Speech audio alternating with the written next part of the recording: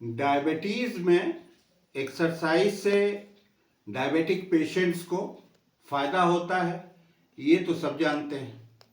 मगर अगर डायबिटीज को रिवर्स करना है और इंसुलिन सेंसिटिविटी को बढ़ाना है और इंसुलिन रेजिस्टेंस को कम करना है, तो हमें कौन कौन सी एक्सरसाइजेस करनी चाहिए जिससे हमको ज़्यादा से ज़्यादा फायदा हो सके। तो आज इसी के बारे में मैं डिस्कशन करूंगा। मैं डॉक्टर मेहर अब्बास और आप देख रहे हैं RB memorial multi speciality hospital का यूट्यूब चैनल, जहां हम रोजाना आपको डायबिटीज के रिलेशन में आपको साइंटिफिक इंफॉर्मेशन बहुत ही सरल भाषा में शेयर करते हैं। तो आज हमको डायबिटीज और एक्सरसाइज का क्या लिंक है वो हमें देखना है और कैसे उसमें डायबिटिक पेशेंट्स को फायदा हो सकता है उसको देखते हैं। तो उसको देखने से पहले हमें पहले डायबिटीज के बारे में समझना होगा। तो डायबिटीज में क्या होता है? डायबिटीज में ब्लड शुगर जो है वो ब्लड में शुगर की मात्रा जो है वो बढ़ जाती है। तो ये शुगर हमारे पास आती कहां से है? तो इसके बारे में मैं बताता हूं आपसे कि हम लोग 3 प्रकार के डाइट लेते हैं, जिसमें प्रोटीन होता है, फैट होता है और कार्बोहाइड्रेट होता है।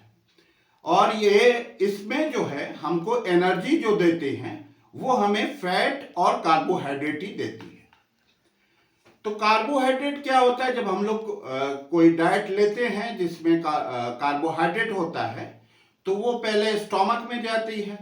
स्टोमक में जाने के बाद वहां से ब्लड स्ट्रीम में वहां से ग्लूकोज उसमें रिलीज होता है। तो डायबिटीज में होता क्या है कि वो जो ग्लूकोज है वो सेल में नहीं जा पाता। क्यों नहीं जा पाता? ड्यू टू इंसुलिन रेजिस्टेंस हो जाता है। और जब इंसुलिन रेजिस्टेंस होता है तो क्या होता है कि ब्लड में शुगर की मात्रा बढ़ जाती है, इंसुलिन सेंसिटिविटी जो है वो कम हो जाती है।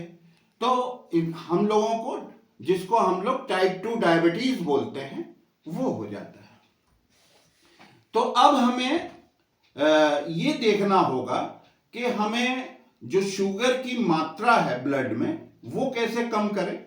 तो उसके लिए मैंने पहले भी आपको कई बार बताया है कि हमको अपना ग्लाइसेमिक लोड जो डाइट का है वो कम करेंगे।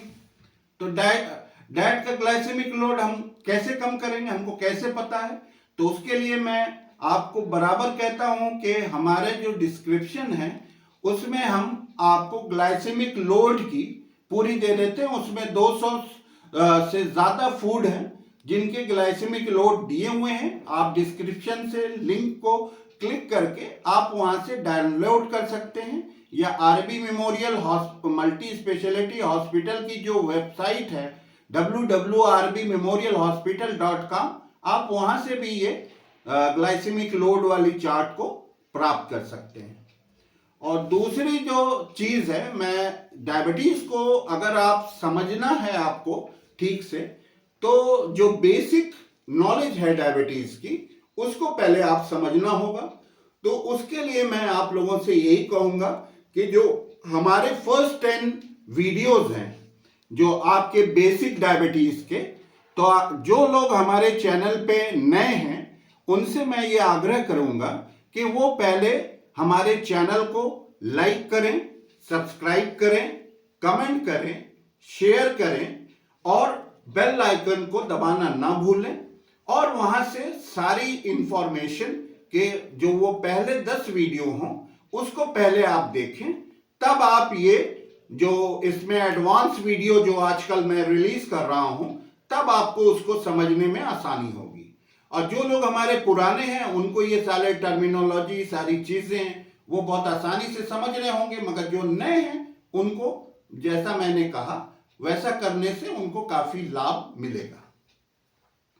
तो अब हमें ये देखना है कि डायबिटीज और एक्सरसाइज का क्या रिलेशन है।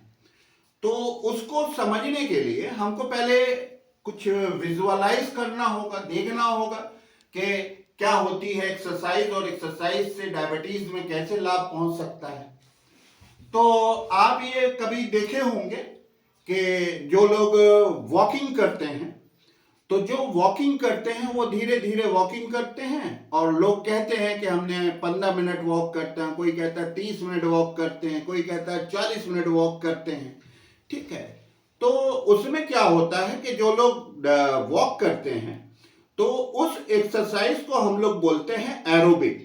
उसमें क्या होता है कि ऑक्सीजन वगैरह जो है, जो एक तो होती है एरोबिक एक्सरसाइज जिसमें ऑक्सीजन बॉडी के अंदर जाती है, और एक होती है एनारोबिक एक्सरसाइज जिसमें ऑक्सीजन बिल्कुल नहीं जाती।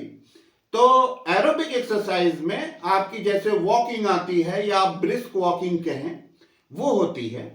तो ऐसी एक्सरसाइज जो डायबिटिक लोग करते हैं, जैसे वॉकिंग है या ब्रिस्क वॉकिंग है या वॉक एंड टॉक है, तो इससे आपकी डायबिटीज पे कोई बहुत ज्यादा प्रभाव नहीं पड़ता है। तो दूसरी चीज हम देखते हैं, दूसरी चीज ये होती है कि आपने मैराथन जो लोग दौड़ते हैं उनको देखा होगा, जो 30 किलोमीटर 40 किलोमीटर 50 किलोमीटर की दौड़ लगाते हैं, तो उनकी अगर फिजिक को आप देखे होंगे तो उनकी जो फिजिक होती है वो बहुत लीन एंड थिन होती है, यानी बहुत दुबले पतले होते हैं। और वहीं जो 100 मीटर स्प्रिंट दौड़ते हैं, जो 100 मीटर स्प्रिंट दौड़ते हैं उनकी बॉडी बहुत मस्कुलर होती है। तो ये जो मैराथन दौड़ने वाले हैं इनकी क्यों बॉडी लीन एंड थिन रहती है? क्योंकि ये एक मैराथन जो दौड़ते हैं उनकी ये जो एक्सरसाइज होती है वो एनारोबिक एक्सरसाइज होती है, इसमें मसल बल्क नहीं बनता। ठीक है, और जो आपके 100 मीटर जो दौड़ते हैं उनका जो है वो आपका मसल बल्क, क्योंकि उसमें क्या होता है कि उनको ऑक्सीजन जो है वो मिलती रहती है। तो मैंने आपको बताई कि एरोबिक एक्सरसाइज में ऑक्सीजन मिलती रहती है और एनारोबिक एक्सरसाइज में आपको ऑक्सीजन नहीं मिलती है।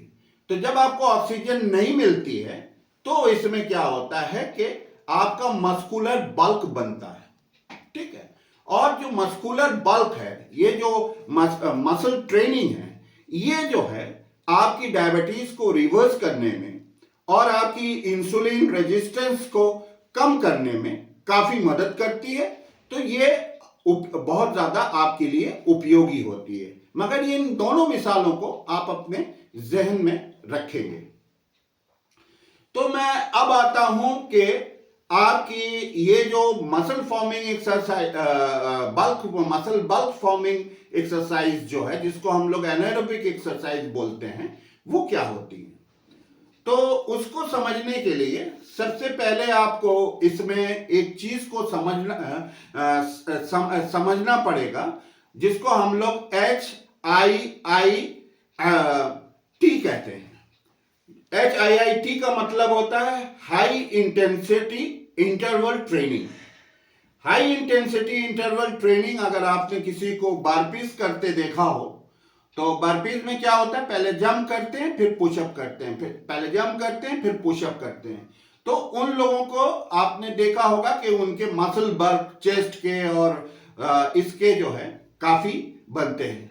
तो एक तरीके से जो HIIT है, ये जो है ये मसल फॉर्मिंग एक्सरसाइज है और इसमें मसल बल्क बनते हैं। तो ये आपको काफी हद तक डायबिटीज के लोगों में, जिनको डायबिटीज रिवर्सल में काफी मदद करती है। तो अब हम लोग देखेंगे, और मैं आपसे बता दूं कि डायबिटीज मरीजों को एक्सरसाइज से तभी फायदा मिलेगा जब उनका मसल बल्क बनेगा। तो मसल बल्क आपको बनाने के लिए आपको जिम की मदद लेनी होगी और वहां पे आपको जिमिंग करनी पड़ेगी। तो जिमिंग में जो चीज आपको मैं बताऊंगा, जैसे आप डंबल लेते हैं, डंबल लेके आप ऐसे ऐसे 1 2 3 4 5 10 बार करते हैं। सपोज आप अगर 30 सेकंड की एक्सरसाइज करते हैं तो आपको उसमें 30 सेकंड का आपको रेस्ट देना होगा, या फिर इसकी जो आपकी मसल फॉर्मिंग एक्सरसाइज की जो आपकी मेन जो वो है, इसमें आपको दो चीजें करनी होगी। एक तो आपका एक्टिविटी टाइम और एक आपका रेस्टिंग टाइम। तो इसमें जो गोल्डन रूल है, एक्टिविटी टाइम और रेस्टिंग टाइम, इसको या तो आपको इक्वल रखना होगा या एक्टिविटी टाइम से जो आपका रेस्ट टाइम है उससे कम रखना होगा। तो पहले जैसे आप मसल फॉर्मिंग एक्सरसाइज करते हैं, डंबल करते हैं, तो आपको जैसे एक दो, मान लीजिए आप सपोज 30 सेकंड की करते हैं, तो आपका एक्टिविटी टाइम 37 हो गया। उसके बाद आप क्या करें कि 25 सेकंड का आप रेस्ट कर लें। फिर आप जो है वो आप 30 मिनट की एक्सरसाइज करें, फिर 25 मिनट्स का रेस्ट कर लें। उसी प्रकार से आप क्या करें, क्योंकि ये गोल्डन रूल का आपको जो है फॉलो करना होगा। गोल्डन रूल ये कहता है कि 30 सेकंड की जो आपकी एक्टिविटी टाइम है उसको रखना है, तो 25 सेकंड उसको कम करना है, या पहले 30 सेकंड रखना है। तो कुछ दिन आप, जैसे आपके बड़े मसल्स हैं बॉडी के, जैसे आपके बड़े मसल्स हैं, हमारा हैमस्ट्रिंग मसल जो थाई मसल कहा जाता है वो बड़ा मसल होता है, या तो फिर चेस्ट के मसल्स जो होते हैं वो बहुत बड़े मसल्स होते हैं, या तो फिर आपके जो बैक के मसल्स होते हैं वो बहुत बड़े होते हैं। तो इन मसल्स को आपको अगर जिमिंग के जरिए आपको करना है, तो इसमें आपको करना क्या होगा, जब एक्टिव आप वो करते हैं तो इसमें लैक्टिक एसिड का डिपोजिशन होता है। जो लैक्टिक एसिड जो डिपॉजिट होता है, ये इस बात का प्रूफ होता है कि आपकी जो एक्सरसाइज है वो आपकी एनारोबिक स्टेट में है, क्योंकि तभी आपको पेन होता है। और हमको करना क्या है, जो दूसरा गोल्डन रूल है, हमको अपने मसल को एनारोबिक स्टेट में ही रखना है। ठीक है, जहां वो एरोबिक स्टेट में जाएगा तो आपका मसल बल्क फॉर्मेशन नहीं होगा। तो आपको करना यह है कि इस गोल्डन रूल को फॉलो करना है। आपको एनारोबिक एक्सरसाइज करने स्टेट में रखना है अपने मसल को। मतलब आपने 30 सेकंड किया तो या तो 25 सेकंड का आप वो रखेंगे, या आप जो है आप 30, और पहले 30 एक्टिविटी टाइम, फिर 30 आपका रेस्टिंग टाइम, फिर उस 30 सेकंड यानी उसके बाद जो है फिर आप 30 सेकंड जो है आपका एक्टिविटी टाइम रखें, फिर जो है आप रेस्टिंग टाइम को 25 कर दें, कम कर दें। बहुत से लोग क्या अगर आप ऐसा करेंगे तो आपका मसल बल्क फॉर्मेशन होगा, और उससे आपकी इंसुलिन रेजिस्टेंस जो है वो कम होगी, और आपकी डायबिटीज के रिवर्स करने में या डायबिटीज को जड़ से खत्म करने में आपको मदद मिलेगी। बहुत से लोग क्या करते हैं कि 40-50 टाइम्स जो है ये एक्टिविटी टाइम रखते हैं, और रेस्टिंग टाइम जो है वो 60 मिनट रख देते हैं। तो उससे क्या होता है कि आपका मसल बल्क बिल्कुल नहीं, और आपकी जो एक्सरसाइज है वो एकदम समझ लीजिए कि किसी मसरफ की नहीं होती। तो आप जब भी एक्सरसाइज करें जिम में, तो आपको करना यह है कि रेस्टिंग टाइम और एक्टिविटी टाइम को या तो इक्वल रखें, और कुछ दिन के बाद उसको जो रेस्टिंग टाइम है उसको आप कम कर लें। तो ये तो बड़े लफड़े वाली बात हो जाएगी कि हम उसको गिनते रहें 30 सेकेंड और 47 करने के लिए। तो ये तो बड़ा टीडियस जॉब हो जाएगा कि हम जिम में जाएं तो बस खाली हर वक्त घड़ी और टाइम ही देखते रहें। तो उसके लिए जो हमारा सबसे अच्छा जो वो है, आजकल बहुत सारे ऐप्स आ गए हैं, तो उसमें एक टबाटा ऐप आता है। ये टबाटा ऐप आप लोग अपने फ़ोन में डाउनलोड कर लें। तो उसमें जो है आपका एक्टिविटी टाइम और जो आपका रेस्टिंग टाइम है उसके बीच म्यूजिक वगैरह बजता है। तो उस तरीके से आप एडजस्ट करके ये इसको आप कर सकते हैं, और जब आप ये कर लेंगे तो आप देखेंगे कि मसल बल्क बन गया है। तो आप कितनी देर करें, तो हमारे ओपिनियन में आप 30 मिनट अगर कर लेते हैं तो आपका अच्छा खासा मसल बल्क महीना 1.5 महीने में आपका अच्छा खासा मसल बल्क बन जाएगा। और मसल बल्क बनने से आपकी जो डायबिटीज है वो आपकी रिवर्स हो जाएगी, वो आप जड़ से खत्म हो जाएगी। आप लोग RB memorial multi speciality hospital के यूट्यूब चैनल से जुड़े रहें, आपको फायदा होगा। और फिर मैं आज आपसे कहूंगा कि डायबिटीज को हराया जा सकता है और डायबिटीज को भारत से पोलियो की तरह भगाया जा सकता है। मगर इसके लिए आपको चाहिए सबसे पहली चीज नॉलेज, और दूसरी चीज आपको इंप्लीमेंटेशन ऑफ योर नॉलेज, और तीसरी चीज डिसिप्लिन। Thank you.